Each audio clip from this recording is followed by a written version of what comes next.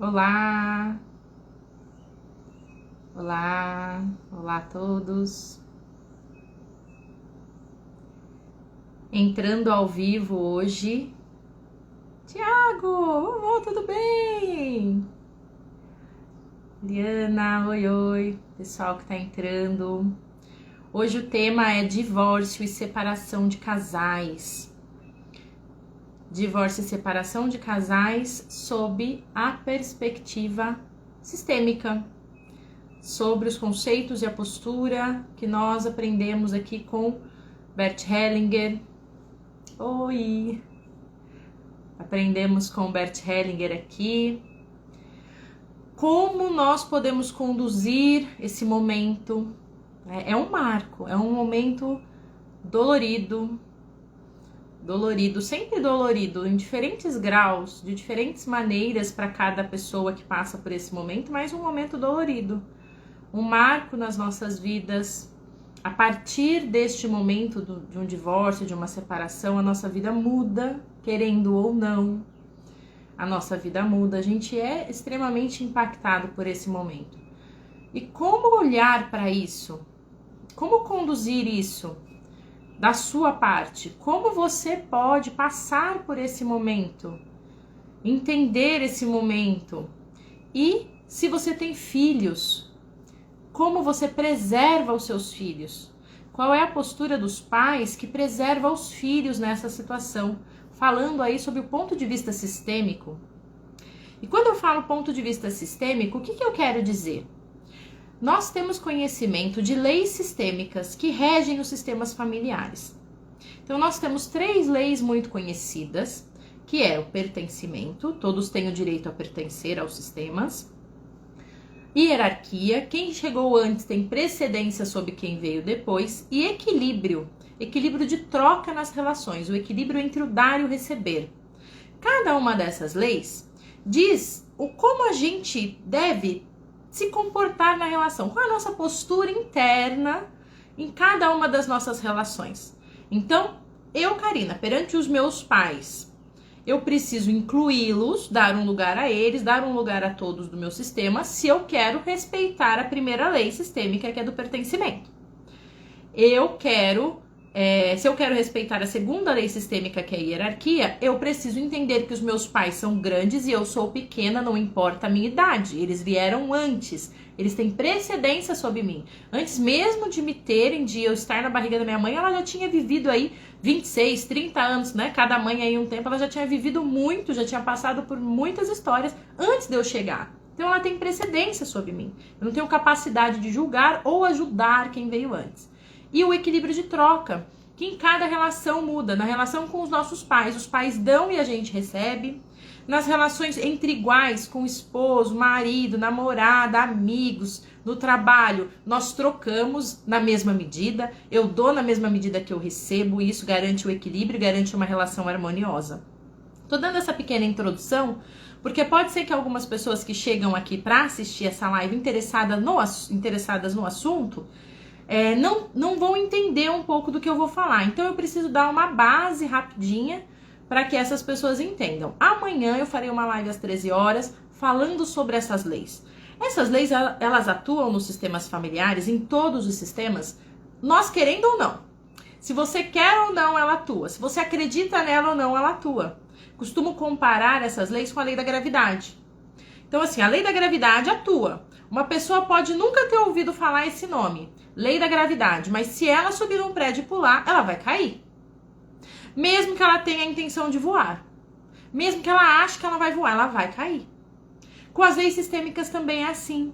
Muitas vezes a gente infringe uma lei numa intenção boa. Mas aí a gente infringe essa lei, a gente sofre consequências. E como a gente não conhece essas leis, a gente não sabe que aquele sintoma, aquela questão na nossa vida, aquela consequência tem relação com a infração dessa lei. Mas isso eu vou falar bem na live de amanhã. E as lives vão ficar salvas, tá bom? Então, entrando nesse assunto já da separação. Primeiro ponto que é necessário, e aí, gente, só um adendo aqui. Quem tá ao vivo comigo, pode ir colocando dúvidas, se tiver, colocando situação, questões, e eu vou respondendo, tá bom? Eu vou interrompendo e respondendo aqui, porque até para prestigiar as pessoas que estão aqui ao vivo. Então, se tiver dúvidas, se tiver questionamento de situações aí pessoais, vão colocando e eu vou respondendo para prestigiar aí quem estiver me acompanhando ao vivo, porque eu sei que muitas pessoas não conseguem assistir ao vivo, assistem depois e tá tudo certo. Então, entrando já no assunto de divórcio e separação de casais, depois dessa basezinha sistêmica, precisamos entender que a separação de um casal, esse momento, o divórcio, é um momento que vai exigir de ambos os membros do casal um luto. O luto. E o que quer dizer o luto? Quer dizer um tempo que cada um vai levar para elaborar essa perda, para elaborar essa mudança. Porque não é simplesmente porque eu não tenho mais contato com a pessoa, né? Houve uma separação de corpos, de repente eu saí da casa, ou a pessoa saiu da casa, que eu imediatamente corto toda a relação psíquica, energética, como vocês, né, queiram entender aí, toda a relação que eu tive com essa pessoa durante muito tempo. E quanto mais profundo o vínculo, mais difícil é essa elaboração, esse momento de luto. Porque eu tenho muitos elementos enquanto eu vou elaborando. Essa elaboração não é só a perda da pessoa, né? Eu não só perdi aquela pessoa com quem eu estava dividindo a minha vida, com quem eu estava dividindo os meus projetos, com quem eu tinha sonhos em comum, com o pai dos meus filhos, mãe dos meus filhos. Eu não só perdi aquela pessoa fisicamente, eu também perco, eu preciso elaborar também todo o investimento que eu fiz nessa relação. De dias, meses, anos. Então eu investi nessa relação, eu entreguei nessa relação meu tempo, a minha energia vital, os meus talentos, o meu trabalho, o meu empenho, os meus sonhos. Eu entreguei muito nessa relação, o outro também. E cada um vai precisar elaborar essa entrega, esse investimento.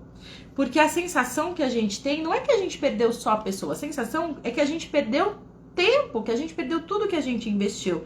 Mas não, né? Mas não, a gente viveu, né? Choramos, fomos felizes, enfim, a gente teve uma vida com essa pessoa.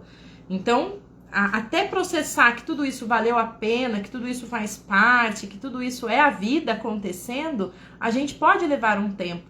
Algumas pessoas mais rapidamente, outras não. Então, mas é interessante entender que vai existir esse momento. Então, achar que houve uma separação, houve um divórcio e você saiu ileso é ficar preso na primeira fase do luto, que é a negação.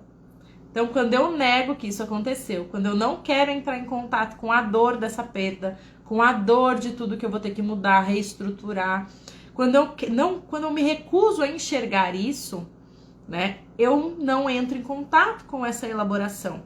E muitas vezes o que vai acontecer do ponto de vista sistêmico? Se eu não entro em contato, entrou uma ligação aqui, mas eu acho que o som tá ok, né, gente? Se tiver problema no som, me avisa, por favor. Quando eu não entro em contato com a dor, com o aprendizado daquele momento, daquela relação, quando eu não elaboro isso, para os próximos relacionamentos eu posso ter um padrão de repetição. E isso já é sistêmico. Porque a vida, ela quer nos ensinar algo, ela quer nos mostrar algo. Então, de repente, eu só me relaciono com pessoas que me traem, ou eu só me relaciono com pessoas que me abandonam, ou eu só me relaciono com pessoas que eu dou demais e a pessoa não faz nada. A vida quer me mostrar alguma coisa.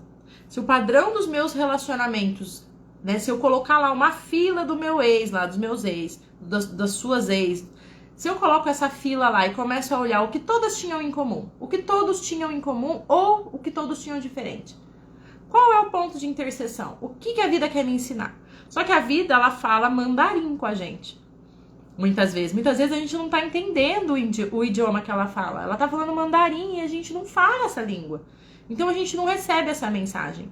Essas questões sistêmicas, os ensinamentos da constelação, vêm como uma legenda nesse filme. A gente está assistindo um filme, a gente está participando de um filme em mandarim, que a gente não reconhece a língua, e aí vem os ensinamentos da constelação como uma legenda nesse filme. E aí a gente começa a perceber e falar, ah, entendi. Então é por isso que eu atraio assim essa pessoa. É por isso que o meu padrão de relacionamento é esse. É por isso, é questão com a minha mãe, é questão com o meu pai, é questão com os meus ex, é questão com a minha avó, com a minha bisavó que eu tava identificada. Aí eu começo a entender aonde é o pormenor que eu não desenrosco.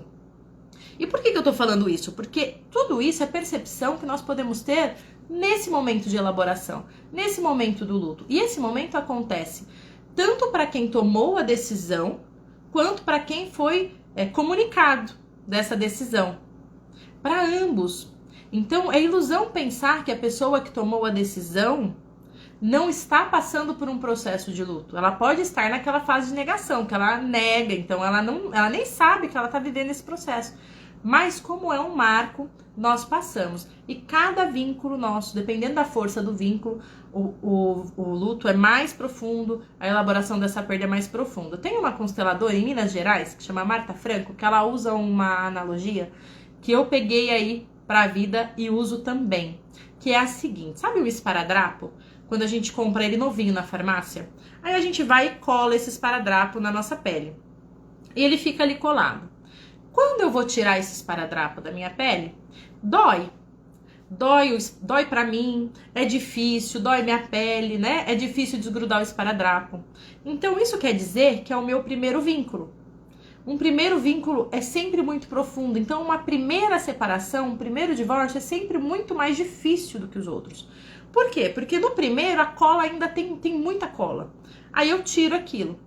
Aí num segundo relacionamento, imagina que eu sou o esparadrapo aqui, eu vou colar, mas eu já não tenho mais tanta cola. Quer dizer, eu já não tenho mais tanta expectativa, eu já vivi questões no primeiro, eu já elaborei essa separação, eu aprendi com isso, eu entendi com isso, aí eu vou lá e colo numa segunda pele, né? Se eu for desgrudar essa segunda vez, vai doer um pouquinho menos. Na terceira um pouquinho menos, na quarta um pouquinho menos. Isso não quer dizer que eu não possa amar mais o meu segundo, meu terceiro relacionamento do que o primeiro. Não tem a ver com amor, tem a ver com os nossos aprendizados com os relacionamentos anteriores. Então é importante viver essa fase, é importante dar um lugar para essa fase de elaboração, de luto após uma separação e um divórcio, para que você não aprenda, para que você numa próxima relação entre com um aprendizado, sem a repetição de padrões. E às vezes a dor da separação, ela é maior se eu tenho implicações sistêmicas. Ontem eu fiz uma live, às 13 horas também, falando sobre a reconexão com os pais. Por que é importante a gente tomar os nossos pais, a gente entender se a gente tomou os nossos pais? Porque se a gente não está conectado com os nossos pais, inconscientemente nós vamos buscar no nosso companheiro, na nossa companheira, o papai ou a mamãe. Como mulher, normalmente nós buscamos o pai. Como homem, normalmente nós buscamos a mãe. Ou alguém parecido com a mãe, ou alguém oposto da mãe. De alguma forma, nós vamos querer honrar a mãe e o pai se nós não estamos conectados com eles. E aí, o que acontece? Eu, por um exemplo, eu procuro um homem, estou procurando inconscientemente, um homem que não me abandone como o meu pai fez. Então, eu tenho uma sensação que o meu pai me abandonou, então eu busco um homem confiável, um homem que me dê segurança, e eu acredito que eu achei, me interesso por alguém, e a gente começa a se relacionar. E aí eu sinto com essa pessoa, eu deposito nessa pessoa as expectativas que eu tinha da relação com o meu pai, né, de agora eu não serei abandonada. Inconsciente esse movimento. E o que acontece? Se essa pessoa me abandona, se essa pessoa se separa, se eu sinto de novo a sensação de abandono com ela, vai disparar em mim, vai ressoar essa situação com o abandono do meu pai. Então vai ser muito mais difícil a elaboração dessa perda, porque eu vou estar sofrendo vezes 2. Aquela dor da perda vai ressoar com a perda da minha infância, com uma questão sistêmica minha, e aquilo vai parecer quase insuportável. Dói, dói. É difícil? É difícil. Tem que ter uma reorganização interna, externa, e em diferentes níveis para as pessoas? Sim.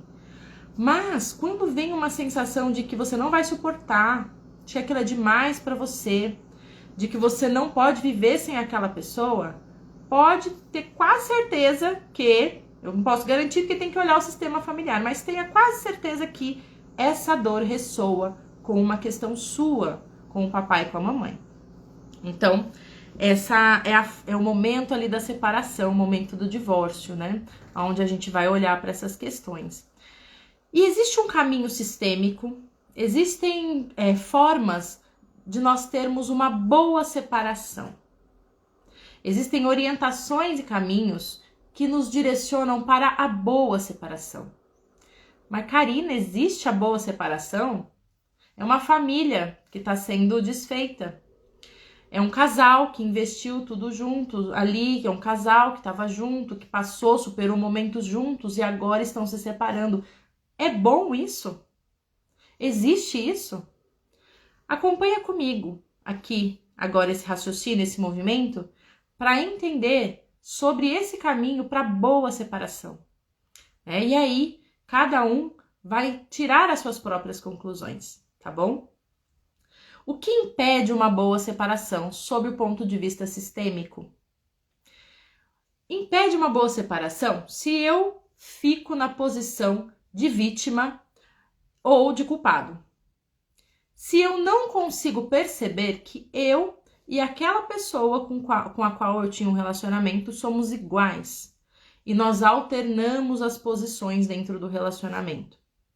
Em um relacionamento de casal, existe equivalência dentro dos conceitos sistêmicos. Ambos são iguais, ambos são equivalentes. Iguais não, desculpa, ambos são diferentes, né? São iguais no tamanho, são equivalentes. São diferentes, porém equivalentes. Então, quando eu tenho a ilusão de que o outro é o culpado pela separação, ou de que eu sou a culpada pela separação, eu não estou no caminho da boa separação. Eu não estou no caminho de quem vai elaborar bem essa questão para os próximos relacionamentos. Sei que às vezes a gente nem pensa nisso, né, no momento da separação. Mas eu não estou no caminho de solução para a minha vida, né? Quando eu quero jogar toda a responsabilidade no outro, mas eu me separei por quê? Porque ele era safado, porque ele não fazia nada por nós, não queria trabalhar, não tinha responsabilidade com a família, não queria fazer nada da vida, né? Eu me separei porque ele era o vilão. Quando a gente olha do ponto de vista sistêmico, a gente vai entender que normalmente nesse relacionamento a gente tem questões individuais do homem e da mulher com seus próprios pais. Então esse homem provavelmente era um filhinho da mamãe. E filhinho da mamãe, gente, não é aquele menininho mimado, bonitinho, riquinho, nada disso. É um homem que não conseguiu passar para a esfera do pai, não conseguiu passar para a esfera do masculino. Então esse homem ficou na esfera do feminino. Então ele busca a mamãe. Ele não tem a força masculina. Aí ele encontra uma mulher que não foi para a esfera da mãe, que tá lá na esfera do masculino, que tá na esfera de fazer. E essa mulher faz tudo, ela dá conta de tudo, ela quer ser independente, ela tem questões sistêmicas. Então, muitas vezes, ambos se complementam nessa situação. Eu quero ter uma postura, mesmo que inconsciente. Eu quero ter uma postura de independência, eu não quero depender de ninguém, eu quero fazer mais, eu não quero ficar devedora para ninguém. Sabe aquela frase, eu prefiro dar presente do que receber? Eu prefiro fazer pelo outro? Aí eu me sinto bem quando eu ajudo. Quando eu sou ajudada, nem tanto. É isso, eu quero ficar com a consciência tranquila. Eu não quero me sentir devedora de ninguém. Porque quando o outro faz algo para mim, eu devo algo a ele. Eu sinto uma pressão sistêmica para retribuir. E eu não quero sentir essa pressão. Então eu quero deixar o outro com essa pressão, porque eu não quero sentir isso. Então percebe? Então é culpa da mulher mesmo, Karina? Não, não é culpa da mulher. As pessoas, nessa situação, o homem vai ter as atitudes e a mulher vai ter as atitudes dela e são complementares. E por mais que conscientemente ela ache que ela quer sair ela queira sair dessa situação, ela não tem força. Porque a questão sistêmica por trás é muito mais forte que ela. O impulso que ela tem é muito mais forte. Então, conscientemente, ela acha que aquela situação tá muito ruim. E tá, né? Sob certo ponto de vista, tá. Mas inconscientemente, ela busca aquela situação por alguma razão. Normalmente sistêmica. Normalmente por padrões de mulheres da família. Por que eu tô trazendo esses uns exemplos aqui? Pra gente entender essa dinâmica de culpado e inocente. Não, o rapaz, por exemplo, que tem essa situação, ele não quis fazer nada, ele me traía, ele fazia tudo, eu fazia tudo por ele, ele me largou, né? Ele ainda se separou de mim, e aí a culpa é minha? Normalmente a culpa é dos dois. Ambos são responsáveis pelo seu relacionamento. No conceito sistêmico, 50% de responsabilidade para cada um, nem mais nem menos. Se eu tomo os meus 50% de responsabilidade e deixo 50% de responsabilidade com o outro, acabou essa história da vítima e do culpado. E aí eu começo a entrar no caminho de uma boa separação. Eu começo a perceber que eu tenho participação nesse comportamento. Justifica? Não justifica. A pessoa vai assumir as consequências do comportamento dela? Vai assumir as consequências, não tira as consequências. Mas, às vezes, os impulsos que nós temos sistêmicos são muito fortes, todos nós. São muito fortes, inconscientes, e a gente não consegue lutar contra. Né? Para lutar contra, a gente precisa primeiro saber que ele existe, saber que esse impulso existe, e depois disso a gente começa a integrá-lo, entendê-lo, fazer os movimentos necessários para que ele não seja mais necessário, para que a gente faça aquilo que ele busca alcançar de outra forma. O que esse impulso busca alcançar para que a gente faça de outra forma. Então, tudo isso é importante nesse tempo de luto, nessa elaboração. Enquanto eu quero me manter como a inocente do relacionamento, né, eu saí desse relacionamento, eu me separei, mas eu ainda quero me manter como inocente, eu só vejo a culpa do outro, eu só vejo o que o outro fez, eu só vejo o que o outro foi, eu só vejo o que o outro... Eu provavelmente, num próximo relacionamento, vou repetir. Até eu entender qual é a minha fatia nesse bolo. Qual é o meu 50%, quais são os meus 50% de responsabilidade nessa situação? Por que raios eu tô atraindo essas pessoas? Porque às vezes eu acho que vai ser diferente e não é.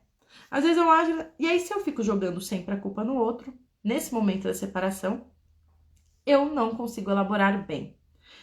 Aí o outro, Karina, aí o outro fica com ele, né, gente? Então a gente não dá para nós nos responsabilizarmos por querer resolver as questões do outro.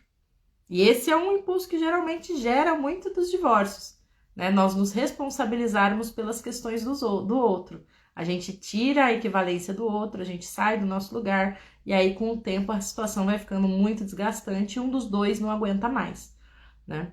Então, tira a ideia de culpado, de vítima. Ambos são responsáveis. Ambos chegaram no relacionamento até esse ponto do divórcio e da separação. O que eu fiz? Qual foi a minha parcela que causou essa separação?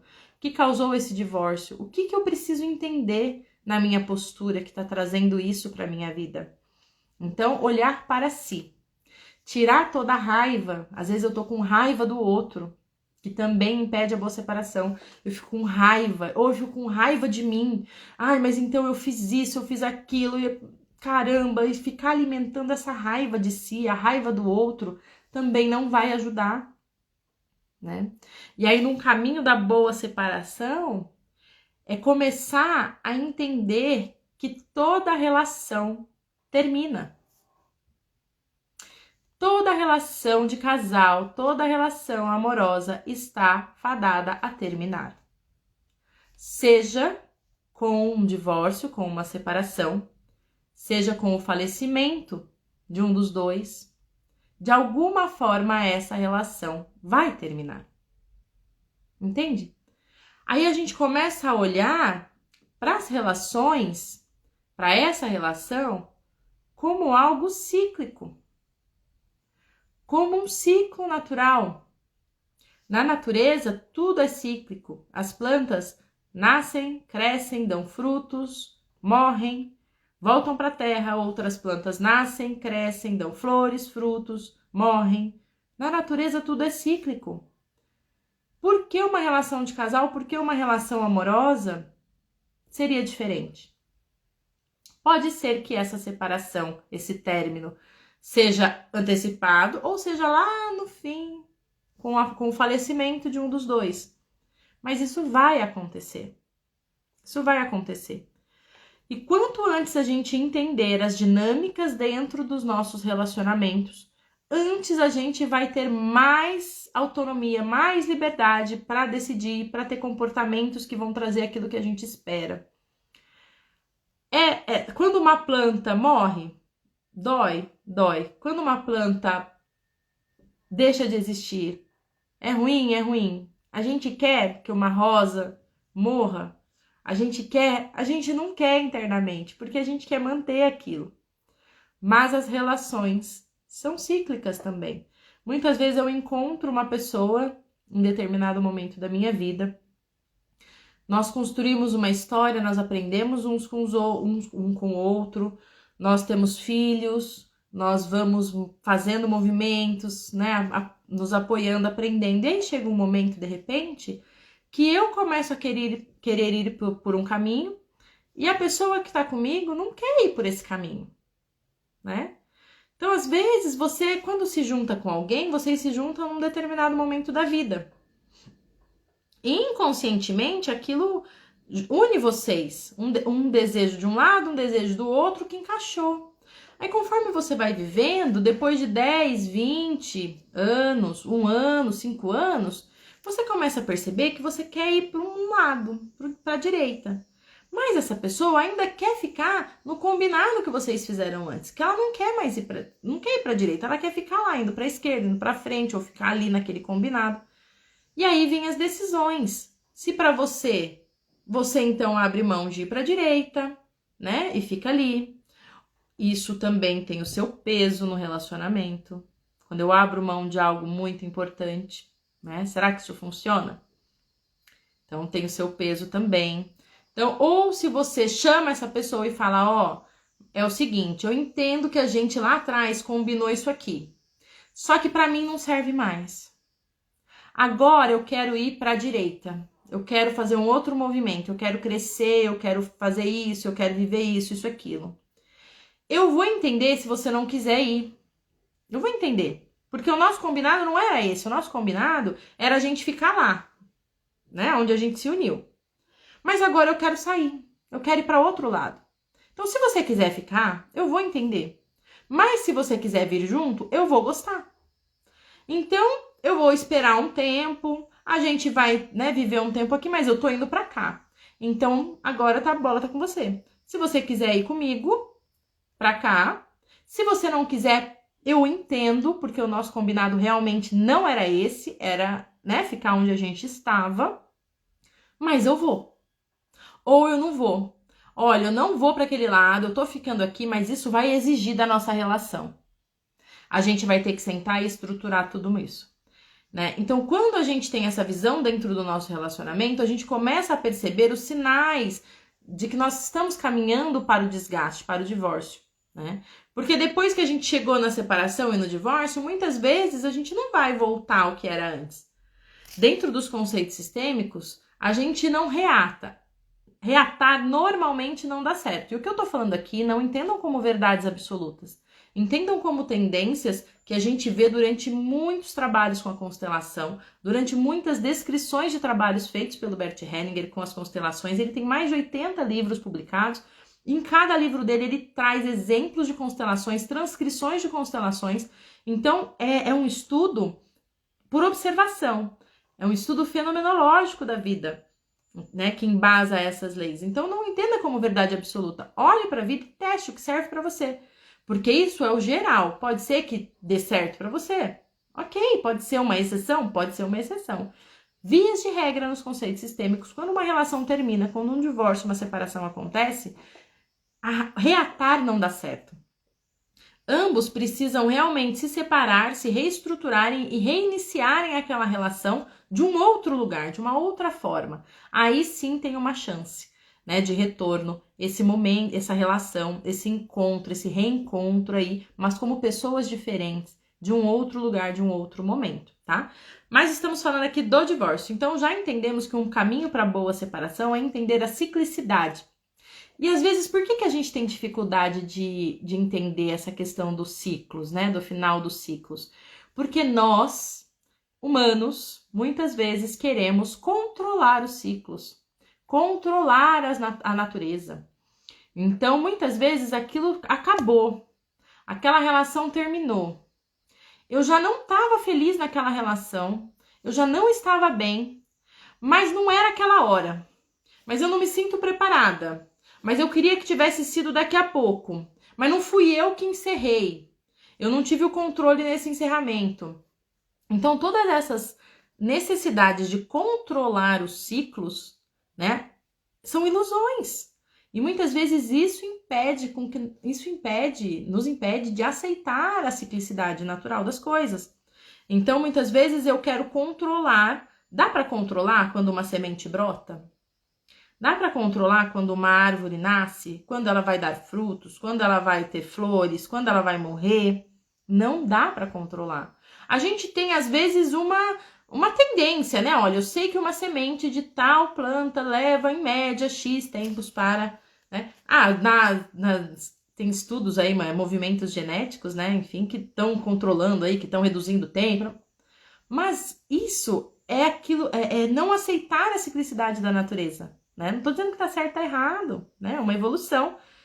Mas é ir contra a naturalidade das coisas. Então, quando eu, de repente, tenho a sensação que aquele encerramento fugiu do meu controle, fugiu do momento, eu não aceito, eu não quero aquilo. E isso pode me impedir de ver o ciclo terminando, né? Eu tô mal nessa relação, eu não tô bem, não faz bem pra mim. E aí, quando o outro vai lá e termina a relação, eu não quero aceitar. Às vezes é medo do desconhecido também, né? Muitas vezes é medo do desconhecido, porque uma separação vai exigir que eu pise no desconhecido. Eu não sei o que vai acontecer depois dessa separação, desse divórcio. Eu não sei o que eu vou ter que fazer, como eu vou me reestruturar interna, externamente, quais as providências que eu vou ter que tomar. Eu não sei o que vai acontecer. Então eu tenho receio, sim, desse desconhecido. E muitas vezes a gente fica onde não está bom, onde faz mal pra gente, com medo do desconhecido. Vai que o desconhecido é pior, né, do que essa situação que eu estou. Vai que voltar para casa dos meus pais é pior ainda. Por quê? Porque eu ainda não respeitei a lei da hierarquia, eu ainda tô grande perante os meus pais, né? E aí, normalmente, eu vou cair em situações que eu vou ter que pedir ajuda para eles, né? O sistema, ele é mestre em querer nos ensinar e nos mostrar. Então, muitas vezes eu suporto uma relação difícil porque eu não quero voltar para casa dos meus pais, porque eu não quero dar o braço a torcer, porque eu quero ainda continuar achando que eu sou maior que eles. Aí eu vou lá e passo por uma situação em que eu preciso pedir colo para os meus pais, apoio dos meus pais. Aí o outro termina e me obriga a fazer o que eu não queria fazer. Eu preferia ficar nesse relacionamento aqui, fazendo tudo, dando tudo, mal, tô com doença, tô com sintoma, mas eu prefiro ficar aqui do que ter que voltar para casa dos meus pais e recomeçar. Eu prefiro ficar... E aí, quando o outro termina, eu ainda fico brava com o outro. Por quê? Porque ele vai me obrigar a olhar para algo que eu não quero olhar, né? Então, muitas vezes, isso nos impede de aceitar o final da relação, o ciclo da relação, tá? Uma postura que ajuda na boa separação é deixar com o outro o seu 50% de responsabilidade e assumir o seu 50% de responsabilidade, né? Não, você não é culpado de tudo, e o outro também não é culpado de tudo. Não existe culpado e vítima. E também você não precisa assumir 70% da responsabilidade, nem 30%, é 50%, meio a meio. Deixa os 50% de responsabilidade dela, fica com o seu 50% de responsabilidade. E aí aproveita aquela fase de luto que a gente falou aqui no começo da live para elaborar isso, para entender o seu 50% de responsabilidade nessa situação, em tudo que você está vivendo, né?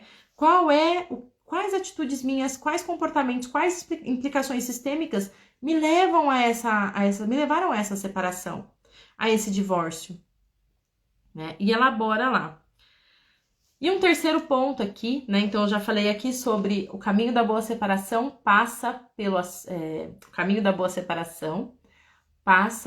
pelo assentimento, pela aceitação da ciclicidade da relação, assim como nós temos que aceitar a ciclicidade da natureza. Passa pelo momento de deixar com o outro o seu 50% de responsabilidade e ficar apenas com os 50% que te pertencem. Porque numa relação de casal não existem vítimas e culpados. Ambos são igualmente responsáveis pelo sucesso, pelo insucesso, pelo divórcio, pela separação, pela harmonia, pelo tempo que a relação dura. Ambos são responsáveis. E um terceiro ponto é compreender que o amor perdura, mesmo com a separação. O amor que existiu entre vocês vai perdurar. Por quê? Principalmente se o vínculo for forte, principalmente se vocês tiverem filhos juntos, o amor perdura. Um amor diferente da ideia de amor que a gente tem romântico. Não mais o amor de casal, mas um amor que você olha para aquela pessoa e compreende o quanto ela ajudou você na sua vida. O quanto ela entrou na sua vida disposta a te mostrar o que você precisava ver. Disposta a te mostrar o que você precisa, né? Porque às vezes a gente acha que a gente quer uma coisa, a gente acha que a gente precisa de outra, mas inconscientemente, sistemicamente, a gente precisa de coisas que a gente nem sabe. E essa pessoa muitas vezes vem para sua vida, se submete a viver essa situação com você para te mostrar, para te ensinar, para tentar te mostrar. Mas aí tem aquele ponto, né? Que a gente falou, que eu falei um pouquinho antes aqui. A vida às vezes fala mandarim, quer ensinar, mas não fala o nosso idioma. Então aí a gente coloca a legenda ali dos pontos sistêmicos, dos conceitos sistêmicos e a gente consegue compreender. Então, o que essa pessoa quis me ensinar?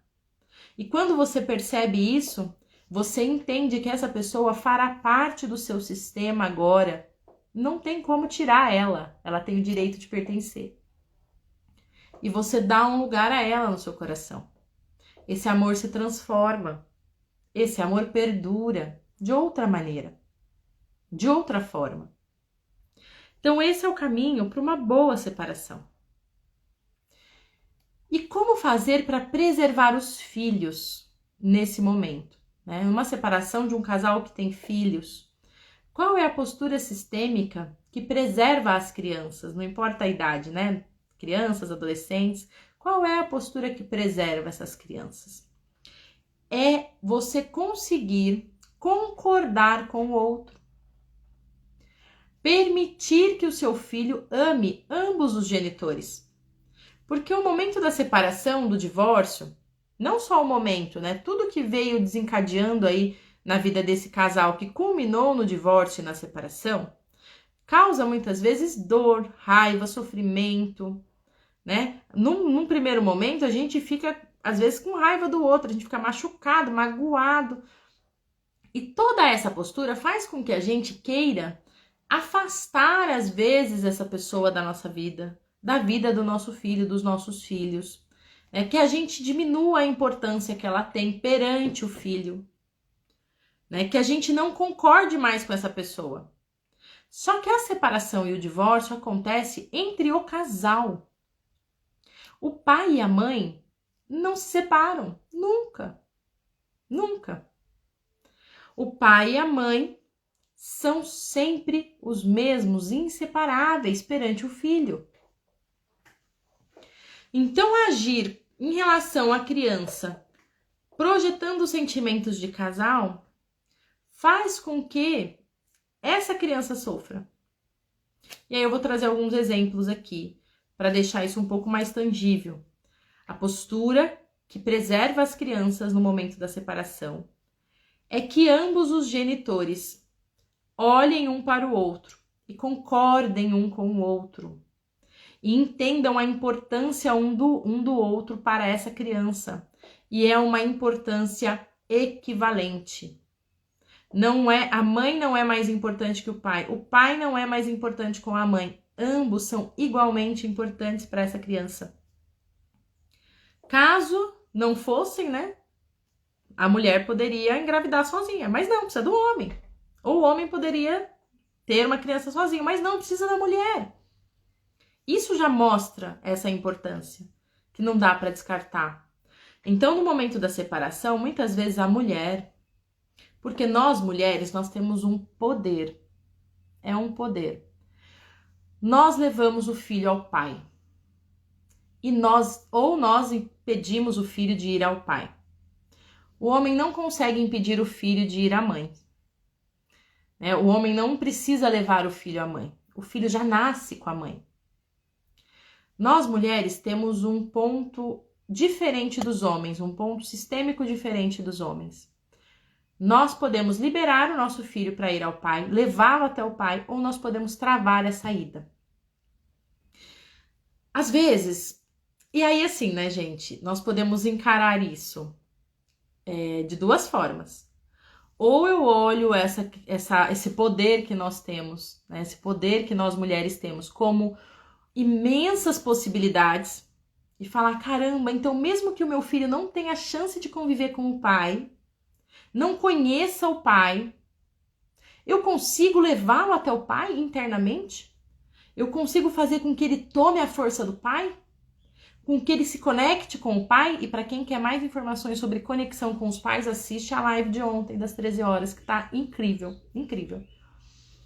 Então eu, como mãe, consigo levar o meu filho ao pai, mesmo que ele não tenha oportunidade de conhecer? Consegue. Olha que possibilidade maravilhosa. Ou eu, como mãe, ainda tenho que carregar esse fardo? Eu, como mãe, ainda sou responsável por isso? Então nós podemos ver de duas formas. Eu escolho ver da forma de possibilitadora, que é, mesmo que as minhas filhas não tenham a chance de conviver com o pai, eu consigo levá-las até ele. Eu consigo fazer com que elas tomem a força dele. O acesso ao pai passa pela mãe. E aí, muitas vezes, numa separação, a mulher sai muito ferida, sai muito machucada. E aí, o que acontece? Por conta do comportamento do parceiro como homem, ela quer afastar esse parceiro do filho, para proteger o filho, para que o filho não fique igual. E claro, né, gente, dependendo das questões que aconteçam, se envolve segurança física, bem-estar físico da criança, né, não necessariamente precisa ter a convivência. Mas essa mulher, ela quer tirar esse homem do radar desse filho. Não, eu não quero que ele seja igual ao pai, eu não quero que ele tenha o contato do pai, eu não quero que ele tenha o exemplo do pai. Eu não quero que ele seja igual ao pai dele. Então, porque o pai dele me fez sofrer, porque o pai dele é assim, porque o pai dele é assado, eu não quero que ele seja igual ao pai dele. Se você pensa assim, se você tem essa postura interna, mesmo que você não verbalize para o seu filho, quero te informar que você está empurrando o seu filho para ser igual ao pai. Sistemicamente, você está empurrando o seu filho para ser igualzinho ao pai dele. Com os mesmos destinos. Pode variar um pouquinho uma coisa, podem variar os personagens, mas os cenários vão ser os mesmos. Quando eu quero impedir o meu filho de chegar até o pai, por proteção, por medo, por raiva, por querer me vingar do outro, né? Por diferentes motivos, eu faço mal somente para essa criança. Uma criança que não tem conexão com ambos os pais, que não pode amar ambos os pais, não pode amar a si mesma.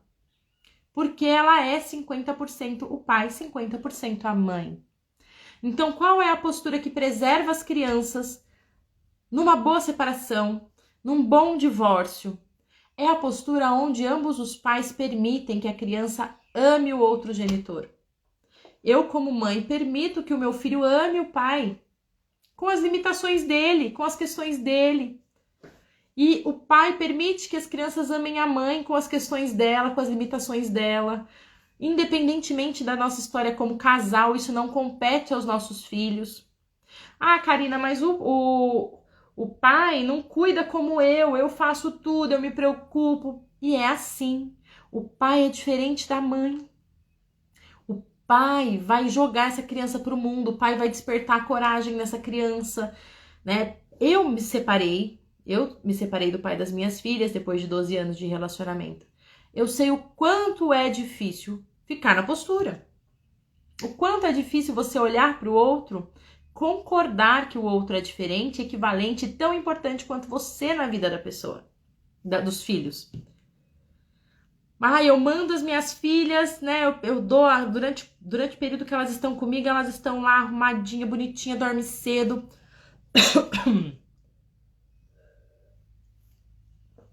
Faz tudo direitinho. E agora ela vai pro pai, não usa blusa, volta doente, nariz correndo, come sei lá o que come, passeia, volta cansada porque brinca muito, a roupa volta suja. É isso. O pai é diferente da mãe. O pai vai desafiar a criança. O pai vai propor um desafio. O pai não vai entregar de mão beijada como a mãe. A mãe vai fazer tudo e um pouco mais. O filho não precisa nem pedir. A mãe já leu o pensamento da criança. O pai não. O pai vai desafiar essa criança a ter mais autonomia.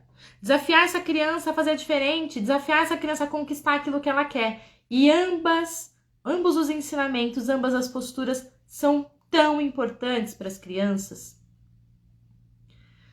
Aí haja coração da mãe. Mas quando a gente sabe que isso é importante para as crianças, a gente consegue encarar isso mais tranquila. Aí, de novo, né, aquela questão da consciência pesada e de se sentir inocente. Né? Se eu guardo os meus filhos comigo, eu fico com a consciência leve. Né? Por quê? Porque eu tô fazendo só do meu jeito. Eu tô fazendo aquilo que o meu sistema sempre fez, o padrão da minha família. Se eu libero os meus filhos para viver o padrão do outro genitor dele, eu fico com a consciência pesada, eu fico preocupada, fico com a sensação de culpa. Muitas vezes isso é sistêmico. Né? É aceitar o sistema do outro, a forma com que o outro faz.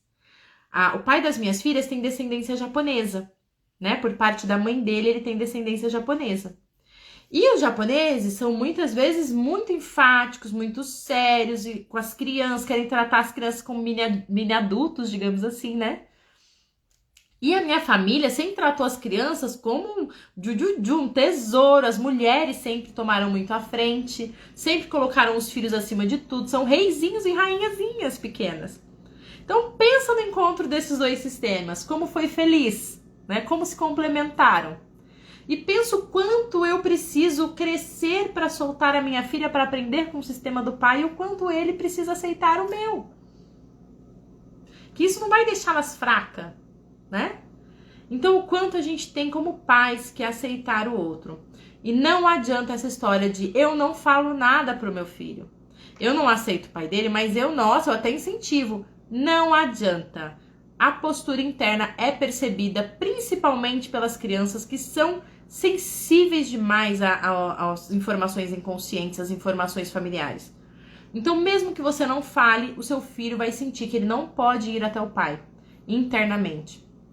E o filho, quando não pode amar a mãe ou o pai, ele deixa de amar aquela parte nele.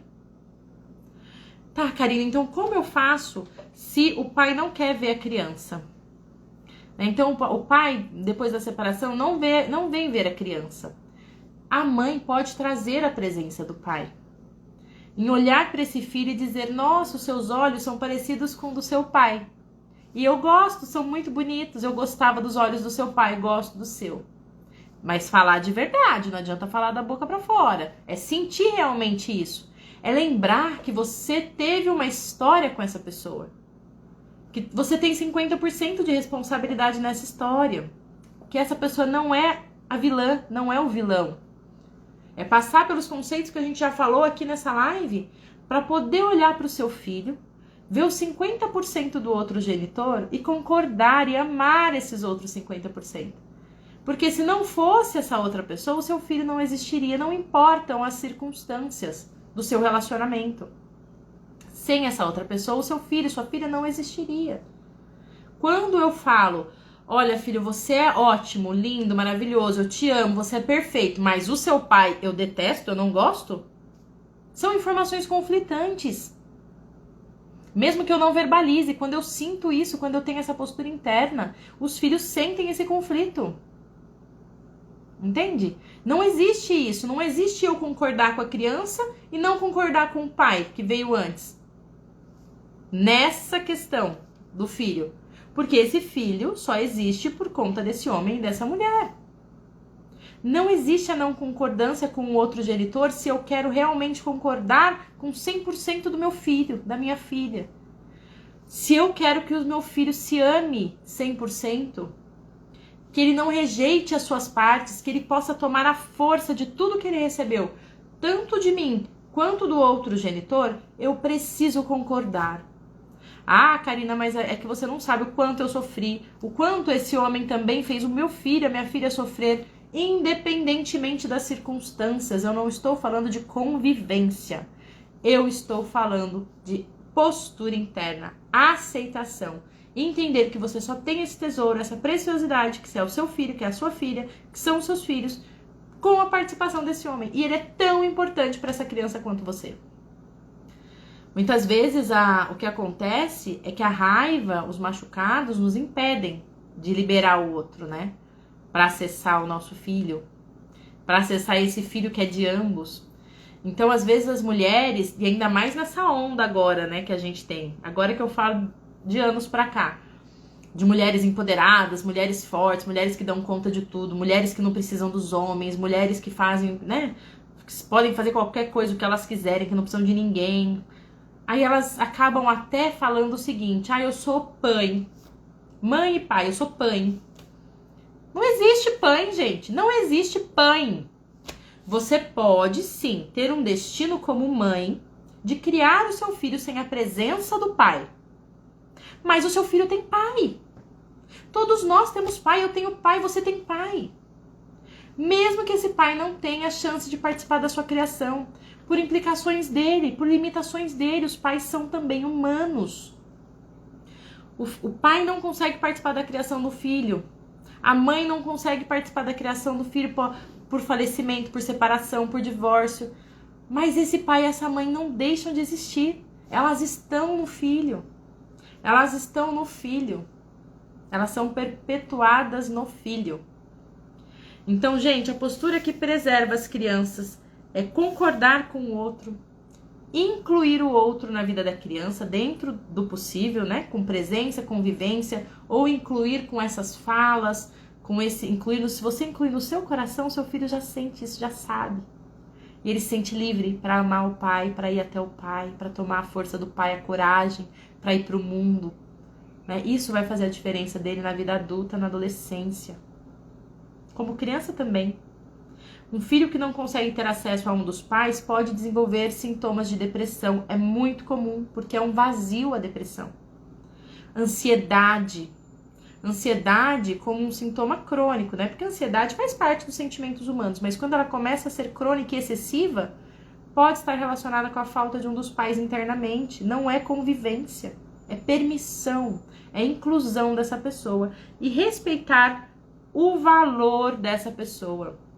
Não é nem menor, nem maior que o seu.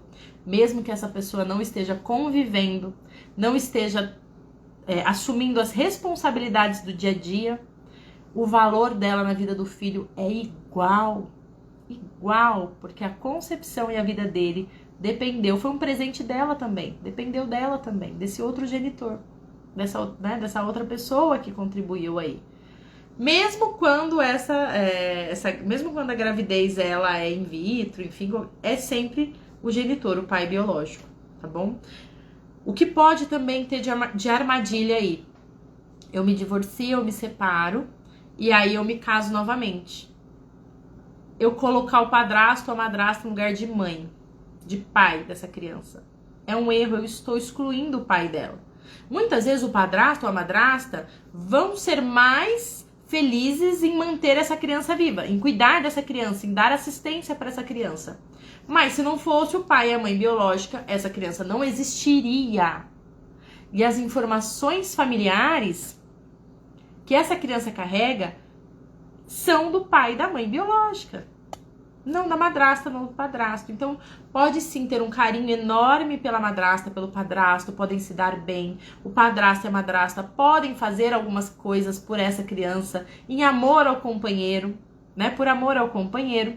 Mas não é responsabilidade da madrasta, não é responsabilidade do padrasto essa criança.